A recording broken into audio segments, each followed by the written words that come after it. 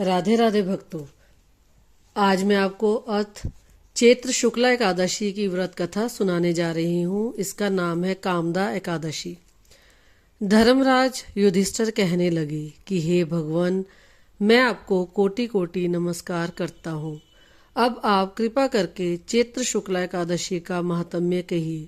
श्री कृष्ण कहने लगे कि हे धर्मराज, यही प्रश्न एक समय राजा दिलीप ने गुरु वशिष्ठ जी से किया था, और जो समाधान उन्होंने किया वो सब मैं तुमसे कहता हूँ।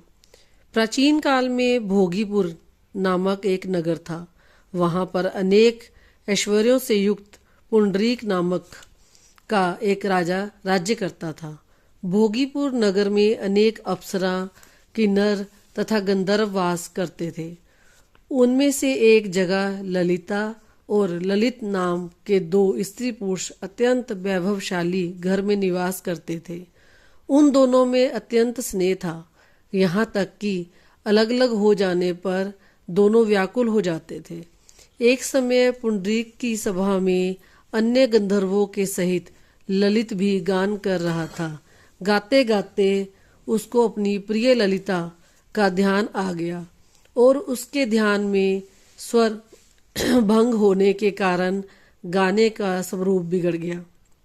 ललित के मन के भाव जानकर करकोट नामक नाग के पद भंग होने का कारण राजा से कह दिया।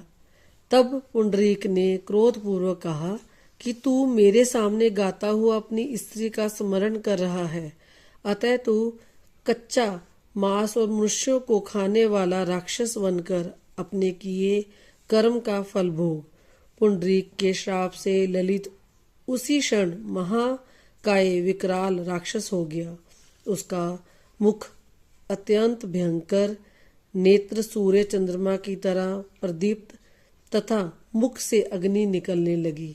उसकी नाक पर्वत की कंदरा के समान विशाल हो गई और गर्दन पर्वत के समान लगने लगी।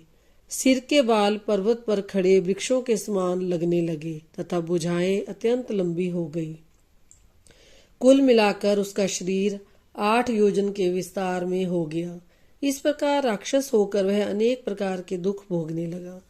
जब उसकी प्रियतमा ललिता को यह सब वृतांत मालूम हुआ तो उसको अत्यंत खेद हुआ और वह अपने पति के उद्धार का यत्न सोचने लगी।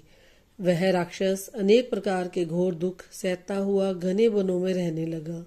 उसकी स्त्री उसके पीछे पीछे जाती और अनेक प्रकार से विलाप करती रहती। एक बार ललिता अपने पति के पीछे घूमती घूमती विंध्याचल पर्वत पर चली गई, जहां पर ऋषि का आश्रम था। ललिता शीघ्र ही श्रृंगी ऋषि के आश्रम में गई और वहां जाकर विनीत भाव से प्रार्थना करने लगी। उसे देखकर श्रृंगी ऋषि बोले कि हे सुभगे, तुम कौन हो और यहाँ किस लिए आई हो? ललिता बोली कि हे मुने, मेरा नाम ललिता है। मेरा पति राजा पुंडरीक के श्राप से विशालकाय राक्षस हो गया है। इसका मुझको महान दुख है। उसके उद्धार का कोई उपाय बतलाइए। श्रृंगी ऋषि बोले कि हे गंधर्व कन्या, अब चैत्र शुक्ला एकादशी आने वाली है, जिसका नाम कामदा एकादशी है। इसका व्रत करने से मनुष्य के सब कार्य सिद्ध होते हैं। यदि तू कामदा एकादशी का व्रत कर उसके पुण्य का फल अपने पति को दे तो वह शीघ्र ही राक्षस योनि से मुक्त हो जाएगा और राजा का श्राप भी अवश्य में शांत हो जाएगा। मुनि के ऐसे वचन सुनकर ललिता ने चैत्र शुक्ला एकादशी आने पर उसका व्रत किया और द्वादशी को ब्राह्मणों के सामने अपने व्रत का फल अपने पति को देती हुई भगवान से इस प्रकार प्रार्थना करने लगी। हे प्रभु, मैंने जो यह व्रत किया है इसका फल मेरे पति देव को प्राप्त हो, जिससे वह राक्षस योनि से मुक्त हो जाए। एकादशी का फल ऐसे ही उसका पति राक्षस योनि से मुक्त हो कर अपने पुराने स्वरूप को प्राप्त हुआ। फिर अनेक सुंदर वस्त्राभूषणों से युक्त होकर ललिता के साथ विहार करने लगा। उसके पश्चात वे दोनों विमान में बैठकर स्वर्गलोक को चले गए। वशिष्ठ मुनि कहने लगे कि हे राजन, इस व्रत को विधि पूर्वक करने से समस्त पाप नाश हो नाश को प्राप्त हो जाते हैं तथा राक्षस आदि की योनि भी छूट जाती है। संसार में इसके बराबर कोई और दूसरा व्रत नहीं है।